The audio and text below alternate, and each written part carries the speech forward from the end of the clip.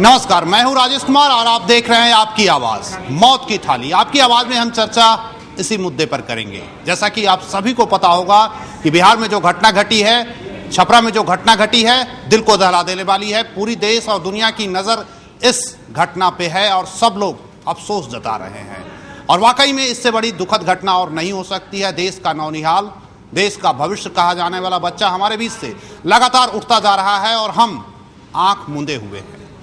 आपको बता दें कि कल जिस तरह से मंगल के दिन अमंगल हुआ, तकरीबन अभी तक का जो रिपोर्ट है 22 बच्चे की मौत हो चुकी है और अभी भी दर्जन से ऊपर बच्चे पीएमसीएच में जिंदगी और मौत से जूझ रहे हैं।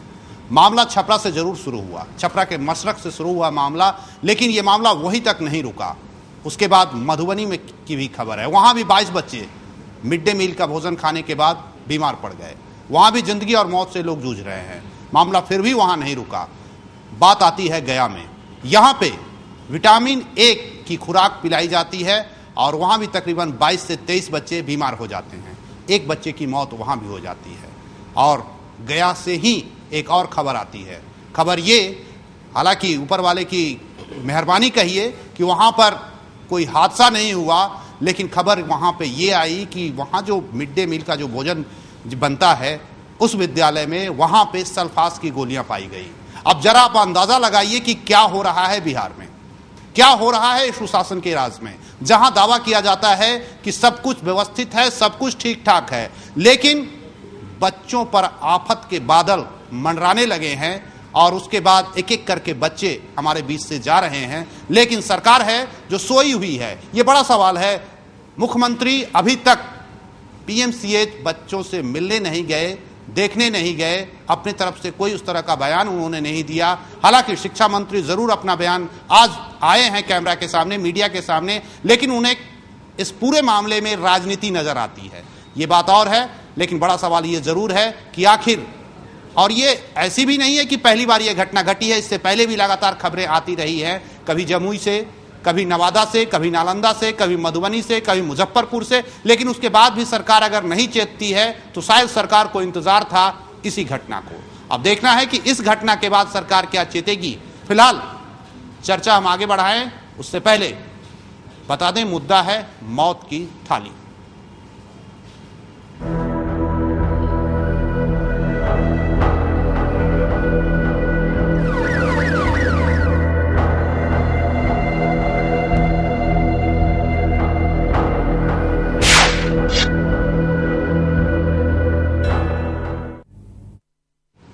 तो इस घटना के बाद पूरे बिहार में, पूरे देश दुनिया में सबकी निगाहें हैं और चर्चा का विषय बना हुआ है। इसलिए आज हमने भी इस मसले पर कुछ मेहमान को आमंत्रित किया है। पहले हम परिचय करा दें, उसके बाद तब हम आपको दिखाएंगे कि मामला क्या है और किस तरह से आज ये बात यहां तक पहुंची है। हमारे साथ हैं, आपको बता दें कि डॉक्टर दिवाकर तेजस्वी जी हैं, चिकित्सक हैं। इनसे समझने की कोशिश करेंगे। जो सरकार कह रही है कि इसमें जहर था, ऑर्गेनिक फास्फोरस था, क्या है ये मामला, इनसे समझने की कोशिश करेंगे। डॉक्टर साहब आपका बहुत बहुत धन्यवाद। बहुत और साथ ही साथ हमारे साथ हैं राकेश कुमार जी, महासचिव हैं एलजेपी के, आपका भी स्वागत है। और डॉक्टर विनोद नारायण झा साहब हैं, मुख्य प्रवक्ता हैं बीजेपी के, वरिष्ठ नेता हैं, आपका भी स्वागत है। धन्यवाद। और हरखू झा जी हैं, कांग्रेस के वरिष्ठ लीडर, आपका भी बहुत बहुत स्वागत है। और हमारे साथ हैं रामबदन राय जी, वरिष्ठ नेता आरजेडी के, आपका भी बहुत बहुत धन्यवाद। तो ये हमारे साथ मेहमान हैं और इनके जरिए हम समझने की कोशिश करेंगे कि आखिर क्या हो गया है, कहां गड़बड़ी आ रही है और किस तरह की समस्या है, क्यों सरकार आंखें मूंदे हुए है और इसका निदान क्या है, हम इसको समझने की कोशिश करेंगे। लेकिन उससे पहले जरा देखते हैं कि आज जो पीएमसीएच में बच्चे भर्ती हैं उनकी क्या हालात है और क्या स्थितियां हैं। 22 बच्चे अभी भी हमारे बीच नहीं है। जरा ये देखिए टीवी स्क्रीन पर, बच्चों का इलाज चल रहा है, डॉक्टर वहां इलाज कर रहे हैं। ये पटना पीएमसीएच का दृश्य है और बच्चे किस तरह से बेड पे पड़े हुए हैं। इससे पहले ये सारे के सारे बच्चे मशरक से लाए गए हैं, छपरा से लाए गए हैं और छपरा से पटना पहुंचने के दौरान भी 4 बच्चों की मौत हो गई है। तकरीबन 22 बच्चे बीमार हैं और अभी भी कुछ बच्चों की स्थिति गंभीर बनी हुई है। कुछ बच्चे की स्थिति नियंत्रण में आ रही है, रिकवर कर रहे हैं लोग। तो ये स्थिति देखने को मिली है।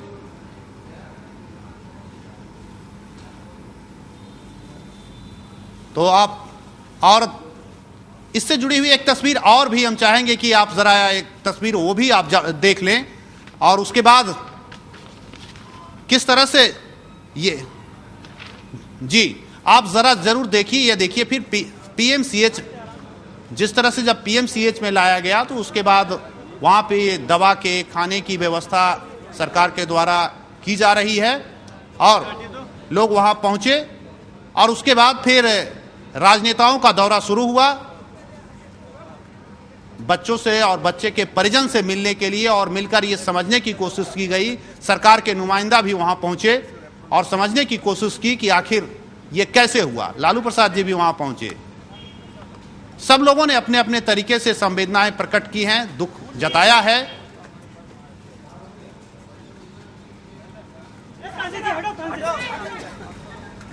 तो ये रहा आज पूरे दिन,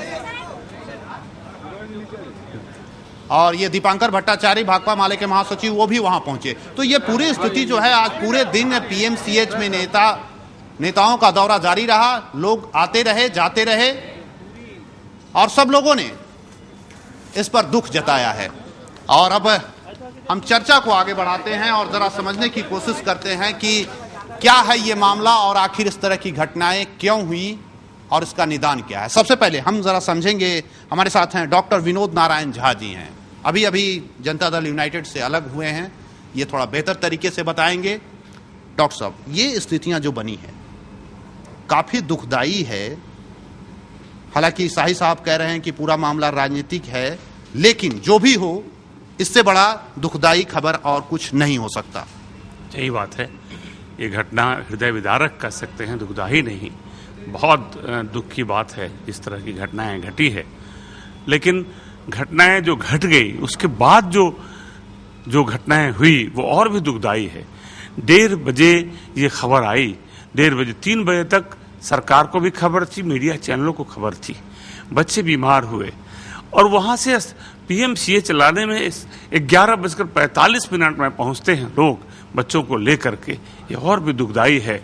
और रास्ते में 4-5 बच्चे की मौत हो गई।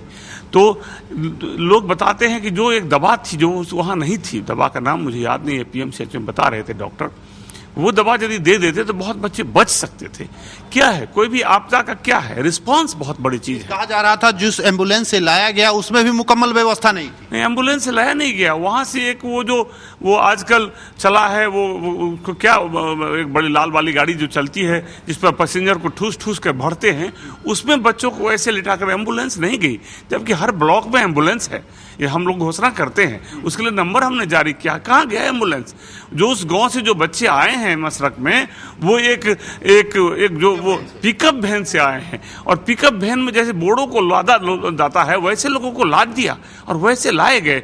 ये आपराधिक अक्षमता है किसी भी शासन के लिए, और वहां लाए गए, और वहां से लाने के बाद फिर जब वहां कोई व्यवस्था नहीं थी तो उनको सदर अस्पताल लाया गया, और वहां जब कोई व्यवस्था नहीं तो 11:45 में यहां लाया गया। क्या ये डिजास्टर मैनेजमेंट के लिए बातें होती है, ट्रॉमा पर रिस्पांस की बातें होती है? हमारा रिस्पांस इतना कमजोर है। चलिए हो गई, जब हम निश्चित रूप से यदि सावधानी बरतती घटना के बाद, घटना का अलग पहलू है, घटना पर बाद में बात करेंगे, उसके बाद भी यदि हम सचेत होते, उसके बाद भी यदि हम कोशिश करते तो ऐसा नहीं हो सकता। यदि हम इसका रिस्पॉन्स हम तेजी से करते तो 2.5 घंटे लगते हैं पीएमसीएच आने में, और 2.5 घंटे में हम पीएमसीएच ला सकते थे। अभी पीएमसीएच में 25 में से 2 बच्चे जो बड़ी हालत खराब थी उनके मरने की खबर आई है, बाकी लोग कह रहे हैं कि ठीक हो रहे हैं, 2 की हालत ज्यादा खराब है। तो इसका मतलब पीएमसीएच में कुछ उपचार हुआ, लोग समय पे अगर आ गया होता तो स्थितियां नहीं बनती, कम से कम इतने लोग नहीं मरते, ऐसा मुझे लगता है। ये भी एक आपराधिक अक्षमता है सरकार, आपराधिक अक्षमता। हरकुजा जी, आप पूरे मिड डे मील प्लानिंग जो है आपकी पार्टी के द्वारा, उससे भी आप जुड़े हुए हैं। ये जो स्थितियां बनी है काफी दुखदाई है, और क्या मानते नहीं हैं कि पूरी तरह से सरकार की अक्षमता है? मैं सबसे पहले आपके चैनल को धन्यवाद देना चाहता हूं कि आज जो घटना घटी है कल, उससे पहले आपने एक बार इस सब्जेक्ट पर अपना बैठे थे, चलाया था, और उसके बाद भी यदि सरकार आगाह नहीं हुई है और इस तरह की घटना कल घटी है जिसमें 25 बच्चे की जान गई है, इसके लिए सरकार एकदम पूरी तरह से रिस्पॉन्सिबिलिटी है। इस घटना के क्रम में जाइए कि 1995 ईस्वी से ये कुछ जिलों में लागू था देश के, 2002 से संपूर्ण भारतवर्ष में इसको लागू किया गया है। भारत सरकार ने इस योजना को सुसज्जित करने के लिए जो स्टेट, बिहार जैसे स्टेट को 75% अनुदान, पूर्वोत्तर राज्यों को 90% अनुदान, जो खाना बनाने वाले व्यक्ति हैं उनके लिए 1000 रुपीज़, बर्तन खरीदने के लिए 5000 रुपया, स्कूल में गोदाम और अन्य व्यवस्था के लिए 60,000 रुपया, ये सारा प्रोविजन भारत सरकार ने किया हुआ है। करना है बिहार सरकार को, स्टेट, कोई भी स्टेट जहां भी हो। ये घटना सिर्फ बिहार में क्यों ऐसी हो रही है, इस पर भी हम लोगों को गौर करना चाहिए कि बहुत सारे 28 प्रांत हैं भारतवर्ष में, लेकिन इतनी बड़ी जबरदस्त घटना, जबकि अन्य चैनल, समाचार पत्र सारा का सारा आगाह करता है सरकार को, जो छिपकली आ रहा है, कॉकरोच आ रहा है, खाने में ये हो रहा है, वो रहा है। ट्रांसपेरेंसी नाम की चीज़ नहीं है।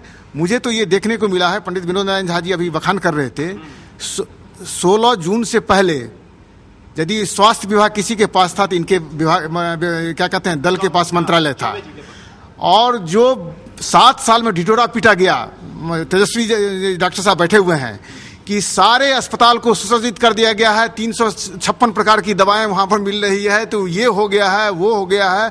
और आपने देखा कि साहब ये 25 ठो लड़के को इलाज नहीं हो सका, वो तो छोड़िए, तो छपरा से यहाँ आया बेचारा, जो किस्मत वाला था वो बच गया।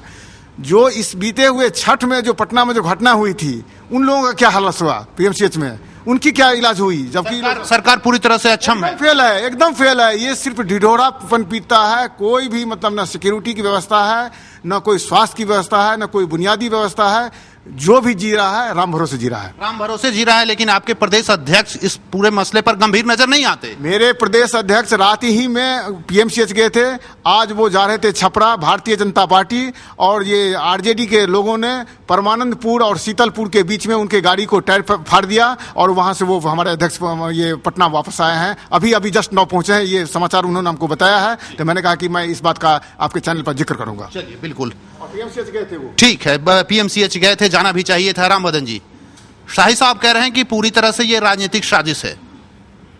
देखिए, राजनीतिक साजिश का यहाँ कहाँ जगह मिलता है।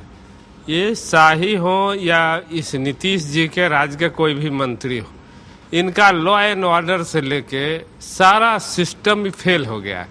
सरकार राम भरोसे चल रहा है, हर विभाग शाही जी के कंट्रोल से बाहर है। शिक्षा विभाग पहले से भी, चाहे वो बहाली का मामला आप देख लीजिए, एक भी जगह ऐसा नहीं है जहां शिक्षा व्यवस्था सुचारू रूप से चल रहा।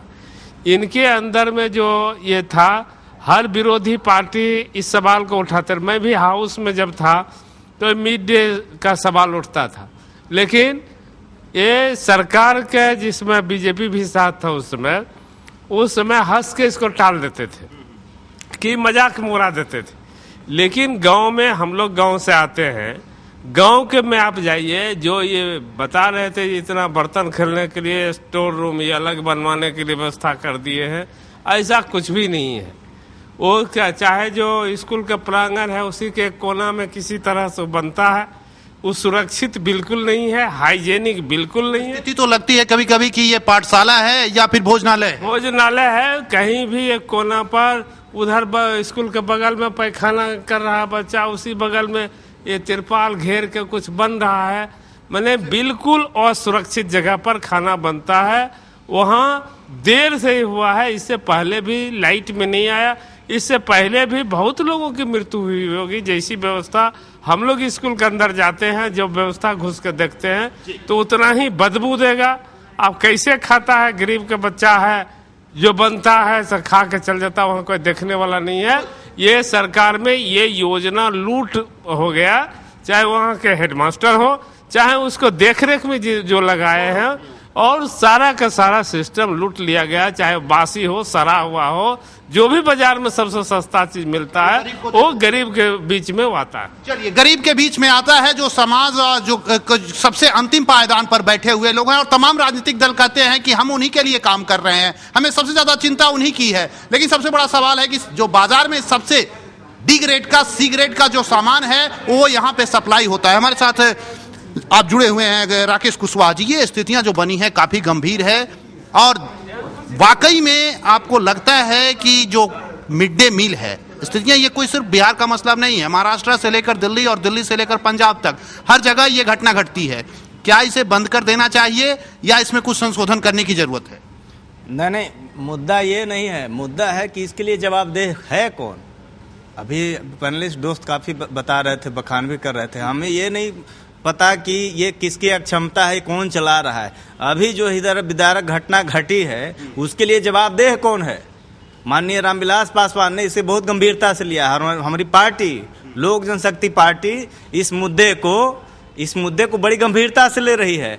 और जितने बच्चे की डेथ हुई है, जितने बच्चे मरे हैं, आज नया नहीं है, सरकार चेत नहीं रही है। और मैं कहना चाहता हूं कि ये दलालों की सरकार चल रही है। ये कैसी सरकार है आप देख ले। पिछले बार जो है आपके चैनल पर हमने देखा था, गया में कितने कुपोषण से बच्चे मारे गए थे। दूसरी चीज आपको बता देते हैं, भुखमरी से कितने यहाँ मौतें हुई है। छठ में कितने बच्चे मरे हैं, कितने परिवार के लोग मरे हैं। कौन सी जांच यहाँ चल रही है, अब तक रिपोर्ट क्यों नहीं आई। मैं पूछना चाहता हूं सरकार से कि ये कठजीवी सरकार आखिर कब चेतेगी और इसकी जवाबदेही आखिर कौन लेगा। मैं कहना चाहता हूं कि अगर सरकार ये चला रहे हैं इतने दिनों से, बीच में इनके साथी अब किसने दगा किया, किसने धोखा किया, हमको नहीं उस पर जाना है। आज जो परिस्थिति है उस परिस्थिति में इसका जवाबदेह है कौन, और इसकी जवाबदेही लेते हुए हम कहना चाहते हैं कि ऐसी कठजीवी सरकार को सत्ता में बने रहने का कोई हक नहीं है। और दूसरे, इसके लिए जवाबदेही लेते हुए किस का इस्तीफा हुआ है, कितने मंत्रियों का इस्तीफा हुआ है, कौन से मंत्री इस्तीफा किए हैं, कौन से अधिकारी का जो है निलंबन हुआ है, किस पर FIR दर्ज हुआ है। मैं कहना चाहता हूं ये घटना जो है, ये देखते ही हृदय विदारक घटना है, रोंगटे खड़े हो जा रहे हैं। भाई साहब, इतने बच्चे मारे गए हैं, सरकार कान पर जू तक नहीं रंग रही है। क्या हंस रही सरकार का, आखिर किसके लिए ये सरकार बनी थी। ये सुशासन की सरकार, आपको मैं बता दूं, ये चाणक्य नीति की सरकार अपने आप को कहा करते थे। कहाँ है चाणक्य नीति, समझ में नहीं आता है इनका चाणक्य नीति कहाँ गया। ये धनानंद की सरकार चल रही है। समझिए, क्योंकि नीतीश जी बोल रहे हैं कि आप लोग समझ नहीं पाते हैं, इसलिए इस तरह की समस्या होती है। डॉक्टर साहब, ये जो मामला आ रहा है, कहा जा रहा है सरकार के द्वारा जहर का मामला है, ऑर्गेनिक फास्फोरस का मामला है, ये आखिर है किस बला का नाम। ये देखिए, ऑर्गेनिक फास्फोरस कंपाउंड होते हैं जो कीटनाशक के रूप में यूज़ होते हैं। वो स्प्रे के रूप में, इनहेलेशन के रूप में और अनाजों को बचाने के लिए यूज़ होता है। मैं आपको बता दूं कि यही ऑर्गेनिक फास्फोरस कंपाउंड का ये रहता है। इसमें एक बोरे में एक टैबलेट कपड़े में बांध करके उसके बगल में रखा जाता है। समस्या ये है कि हमेशा आए दिन ऑर्गेनिक फास्फोरस कंपाउंड जो भी कीटनाशक के रूप में यूज़ होते हैं, उसकी पॉइजनिंग से जाने अनजाने कुछ लोग सुसाइडल करते हैं। हर एक एग्रेरियन सोसाइटी में सुसाइड इससे होते हैं। उसमें है क्या, इसके अंदर ये है और ये अत्यधिक टॉक्सिक होता है, तो इसलिए इसको केवल जरा सा आप मैं थोड़ा सा जरा कैमरामैन से मैं कहूंगा, जरा आप इसमें जरा जूम करें। और ये है ऑर्गेनिक फास्फोरस, जिसके जरिए कहा जा रहा है कि यही वो जहर है जिसकी वजह से 22 बच्चे पूरी तरह से बीमार हुए हैं। ये है वो, आप जरा इसको गौर से देख लें, है ना। और इसे अनाज के रूप में, क्या डॉक्टर साहब, जो अनाज को कीटनाशक से बचाने के लिए दिया जाता है, और इसकी मात्रा, शाही साहब ने बताया है कि इसकी मात्रा ज्यादा बढ़ जाने की वजह से इस तरह के हादसे हुए हैं। हाँ डॉक्टर साहब, आप कुछ कह रहे थे। अब जरा, इतना जहरीला चीज है, 2-3 बातें इस पर बहुत इंपॉर्टेंट है जो करने की है। सबसे पहले तो अभी का जो बच्चे के हादसे में मौत हुई, उसमें हमारी बहुत सारी चीजों की पोल खोल करके रख दी है। सबसे पहले जो व्याप्त भ्रष्टाचार हर एक सिस्टम में जो है, उसका पोल खोलता है कि कोई यहाँ पर पहले से जब आगाह होते रहते हैं कि यहाँ मछली, यहाँ पर छिपकली है, यहाँ ये है, यहाँ खराब क्वालिटी के मिल रहे हैं, उस पर कोई अभी तक ध्यान नहीं जाती है। दूसरी चीज़ है कि हमारे मॉनिटरिंग व्यवस्था की भी ये पोल खोल करके रखती है कि हमारा मॉनिटरिंग अकाउंटेबिलिटी कहीं कोई सिस्टम में नहीं है। आज तक कहीं कोई पनिश नहीं हुआ है अगर वो उसके वायलेशन में पकड़ाता भी है, चाहे वो छोटा हो या बड़ा हो। इस चीज पर ये चीज खुल करके आती है सामने कि ये जो ऑर्गेनिक फास्फोरस पॉइजनिंग होती है, वो जब अनायास चला जाता है, अनजाने में बच्चों के शरीर में चला गया, किसी के शरीर में चला गया, सबसे पहले वो जाना नहीं चाहिए। उसके बारे में बाद में आएंगे किस तरह से ये हादसे को हम लोग आगे बचा सकते हैं। इस पर राजनीति नहीं होनी चाहिए हमारी समझ से, लेकिन ये त्रासदी आगे नहीं हो उसके लिए बहुत सबक लेने की आवश्यकता है। सबसे इंपॉर्टेंट है कि इसके लिए बहुत सस्ती दवाई होती है जो जिससे कि हम लोग इसको तत्काल यदि इंटरवेन किया जाए तो जान बचाई जा सकती है, उसको एट्रोपिन कहते हैं। क्या प्राथमिक स्वास्थ्य केंद्र में नहीं होता क्या ये? प्राथमिक स्वास्थ्य केंद्र नहीं, लेकिन जरूर सदर अस्पताल में ये रहने की आवश्यकता। और प्राथमिक स्वास्थ्य केंद्र में जब हम लोगों ने पिछली बार आप ही के चैनल के माध्यम से जब सुदृढ़ता होने की बात हुई थी, स्वास्थ्य मुहिम चलाई गई थी, उसमें हम लोगों ने बार बार ये बात उठाई था कि जो इसेंशियल और जो अर्जेंट मेडिसिन होते हैं, जो लाइफ सेविंग मेडिसिन होते हैं, जो एग्रीकल्चर में यूज होते हैं, हर आए दिन सल्फास पॉइजनिंग हमारे गांवों में होता है, कभी महिला खा लेती है, कभी बच्चा खा लेता है सुसाइडल के लिए, तो वहां पर हर एक एग्रेरियन सोसाइटी का जो प्राथमिक स्वास्थ्य केंद्र है वहां पर इससे लड़ने के लिए अगर सस्ती 4 रुपए 5 रुपए 10 रुपए की एट्रोपिन नहीं हो, यह दुखदायी बात है। और इसेंशियल मेडिसिन की व्यवस्था एक किट के रूप में हर एक सदर अस्पताल में होनी चाहिए और हर एक प्राथमिक स्वास्थ्य केंद्र पर भी ये जो सस्ती दवाइयां हैं जिससे कि लाइफ सेव किया जा सकता है, उसकी कुछ किट जरूर होनी चाहिए। अगर यहीं पर ये छपरा के सदर अस्पताल में अगर ये सब उपलब्धता होती, और इसमें समय की सबसे बड़ी आवश्यकता होती है कि समय रहते आप दवाई दे दें। समय रहते यदि आईवी इन्फ्यूजन होना शुरू हो जाता है एट्रोपिन का, और लाइफ सेविंग अदर जो सिक्रीशंस हो जाते हैं, लंग्स में पल्मोनरी एडिमा हो जाता है, फेफड़ा में पानी आ जाता है, सुस्त हो जाते हैं बच्चे, समय रहते इसकी पहचान बहुत आसान होती है कि सल्फास पॉइजनिंग है।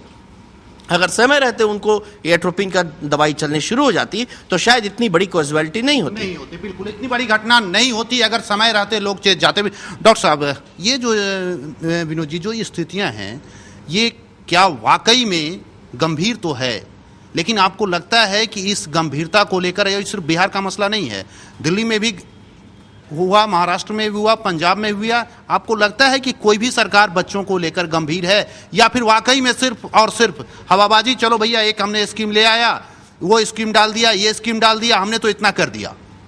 नहीं, हर जगह सावधानी की जरूरत है, लेकिन ऐसी घटना आज तक सुनी नहीं गई जो 22 बच्चे मर गए।